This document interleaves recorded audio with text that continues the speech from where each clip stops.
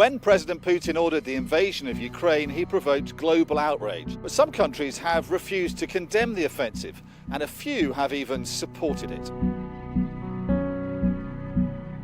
The result of the vote is as follows.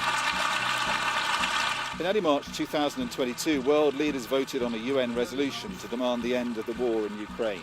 141 countries voted in favour, but 5 voted against the move and 35 abstained.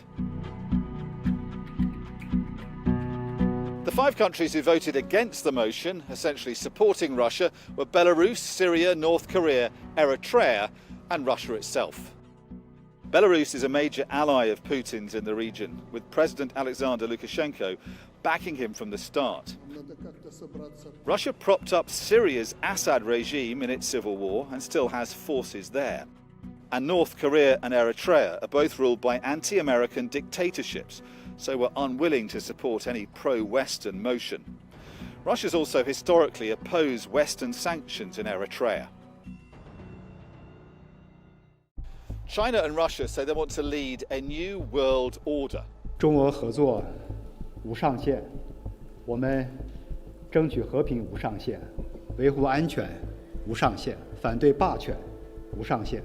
But the Ukraine conflict is testing that relationship. China is caught between supporting an ally and its long-standing rule that one country should not interfere in the internal affairs of another. It says Russia's security concerns are legitimate and refuses to condemn the invasion, but it also abstained in that UN vote. 我们一贯主张，对华谈判是解决乌克兰危机的唯一正确途径。 China's also scrutinizing what happens in Ukraine for reasons closer to home. It wants to seize the island of Taiwan and sees Ukraine as a test of Western resolve in a possible precursor to what might happen in the East.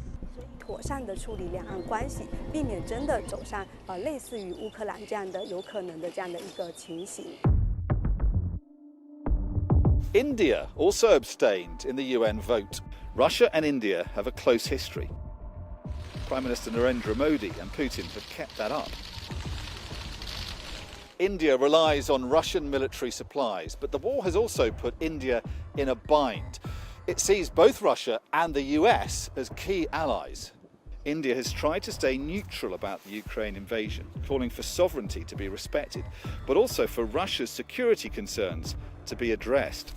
But since the UN vote, there have been signs that India is becoming more supportive of Ukraine, sending humanitarian aid, and Prime Minister Modi making a number of calls to Ukrainian President Vladimir Zelensky. Of the 35 abstainers in that UN vote, 17 came from Africa. Many have just wanted to stay neutral, but others have openly supported Russia. Countries like the Central African Republic and Mali have close ties with Russia, with Russian mercenaries helping their respective governments fight insurgents. South Africa's refused to condemn the invasion, with President Cyril Ramaphosa criticising NATO over the conflict.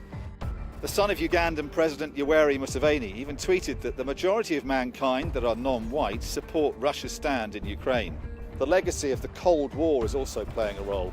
Russia supported other movements that overthrew Western-backed governments in countries like Algeria, Mozambique and Zimbabwe, and it's built infrastructure and provided aid and military equipment. That soft power approach could now be paying off. When Putin invaded Ukraine, it was widely thought he sought to undermine NATO and the West. But ironically, it's done the opposite, uniting Europe and forcing even famously neutral countries like Switzerland to take a stand. President Putin may have hoped that this invasion would forge a new world order.